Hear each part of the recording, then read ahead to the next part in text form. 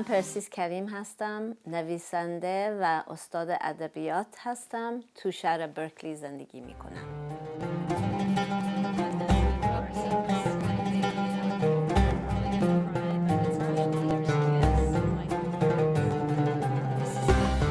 I'm a seeker of culture, I'm a seeker of connection.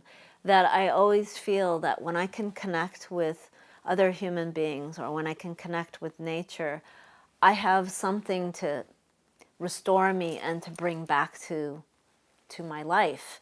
And that my life is part of that river that I talked about. That, you know, I'm not just somebody's mother, I'm somebody's teacher, I'm somebody's neighbor, I'm somebody's friend. And my responsibility is to them.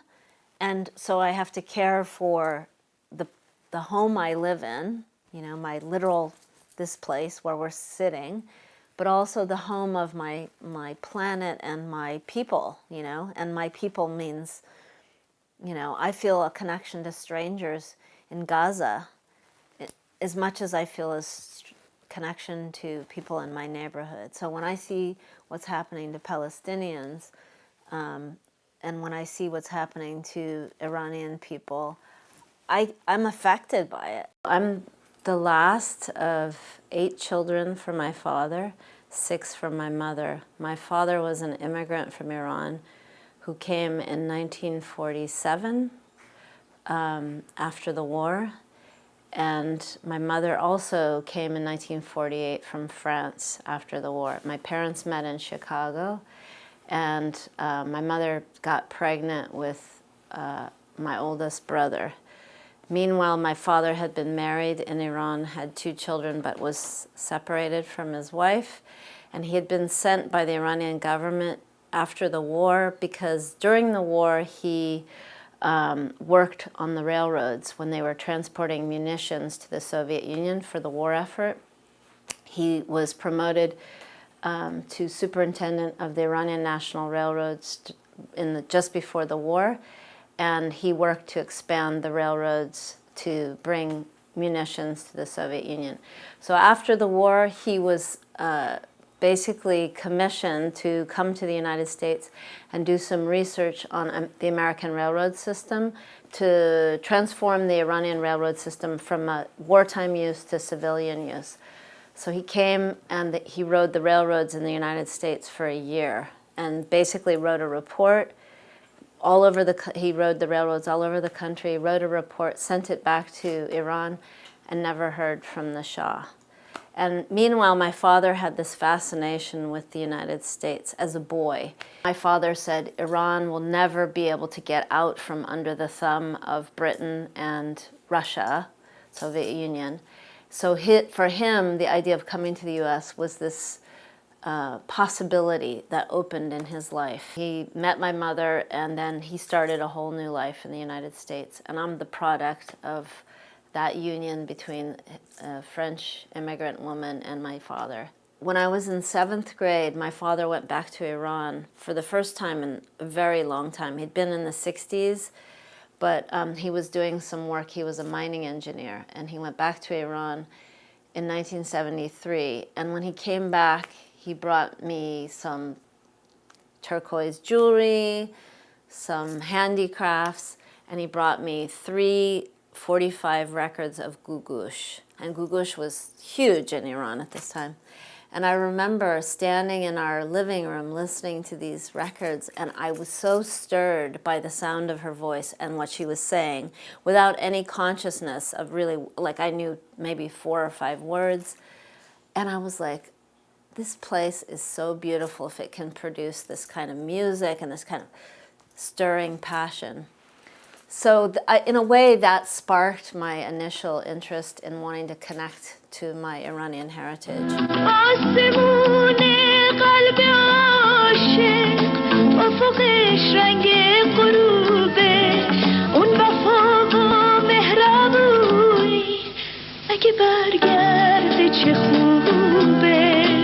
1979, when the revolution happened and the hostage crisis happened, I was just finished with high school, and I went to Norway for a year. I was in an exchange program.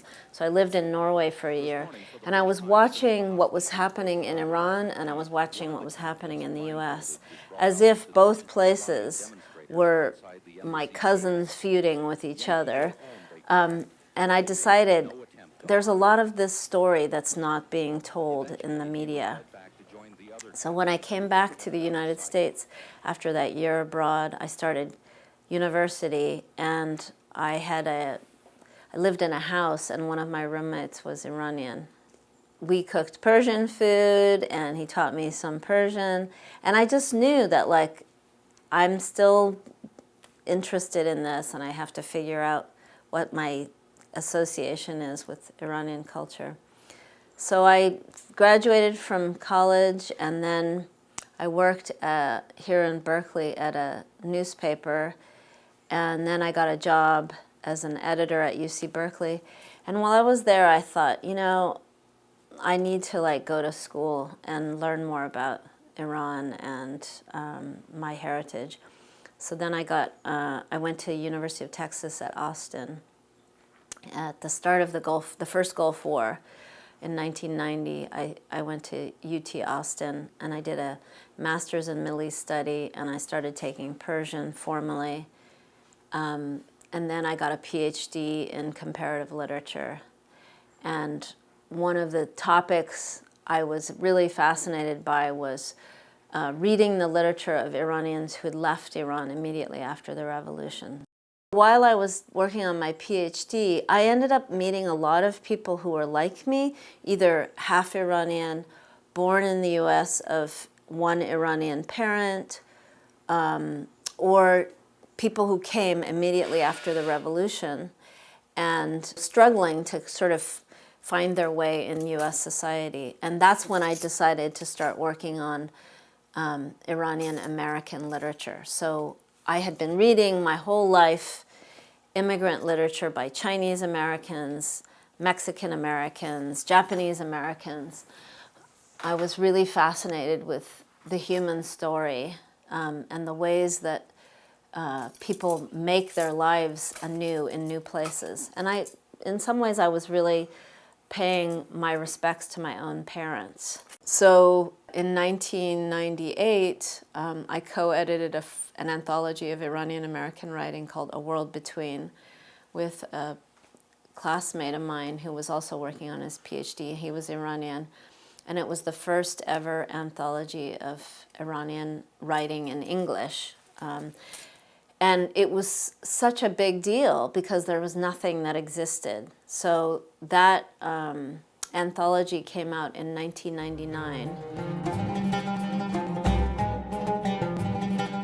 My father lived through World War I and through World War II, and both my parents lived through military occupation in France and in Iran. And then when they came to the US, in some senses they had to recreate their lives completely new, and they were from two different cultures navigating a third culture. So all that lives inside of me and is part of my horizon of understanding that I'm always looking to draw on. And I do that also as a teacher. I teach at San Jose State. I'm a professor of literature and creative writing there. And my passion is to introduce my students to the world through literature. So whenever possible, I have them read Iranian writers or Middle East writers or writers of immigrant backgrounds, partly to arrest their assumptions about what it is to be American, but also to arrest their assumptions about the world, because many times they think they know what the world is and they've never really either traveled or they themselves have not really had questions about what's going on in the world. Why are all these people migrating from a place like Syria in huge numbers, braving terrible conditions to come to the West? Often they don't have enough of an introduction to the beginning of the story to understand the ending of the story. So my fascination as a teacher is the same fascination I have as a writer, to always be drawing out the human story and the stories of marginalized people who sometimes don't have a voice.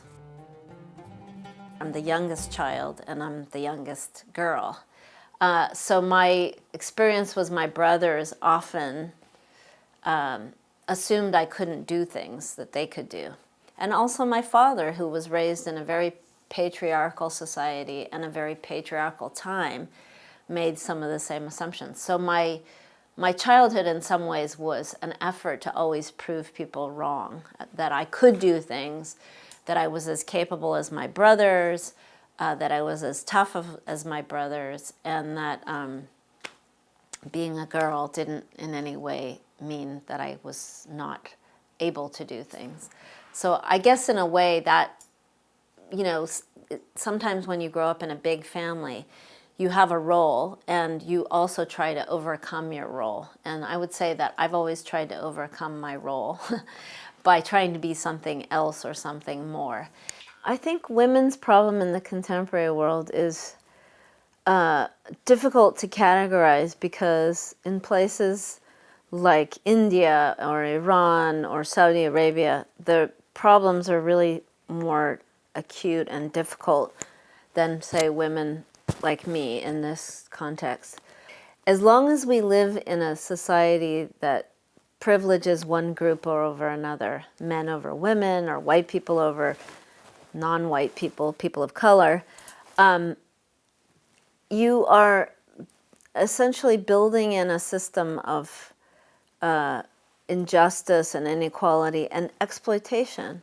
Women still have so much that they have to contend with in terms of oppression or inequalities, even in a society like the US. And if you compare it to a place like Iran, of course, it's even more dramatic, that women's professional opportunities are limited, women's mobility is limited, women's ability to speak out and critique patriarchal society is limited, often at the cost sometimes of being jailed or, you know, censured or tortured or even killed. Women should make demands. They should make demands on their husbands and their sons and on their politicians, but they should also continually push to be visible in every professional walk of life. And while I don't care much for Hillary Clinton, I'm going to be honest with you, I think it's really important that there's a female candidate for president. It doesn't mean I have to vote for her. It doesn't mean people should vote for her simply because she's a woman. But the fact that there are women female candidates in political office is very important. My problem sometimes is that they act too much like men. The other day I said to a guy that I know, a friend, I said, you know, you have a very strong feminine quality. And he was embarrassed and like, what are you talking about? And I said, you know, we have to step outside the idea that feminine and masculine are about gender, but about feeling and perception. My son's a painter. I want to help him cultivate that because for me, it's about stretching his perceptions as an artist. So all these paintings that he's doing, you know, this is his work. I'm so excited by the idea that he's using this sense of color and perception to make beauty and that he feels comfortable with that. As comfortable as some of his peers are doing sports. My son doesn't do sports. Is he gay? No, of course not.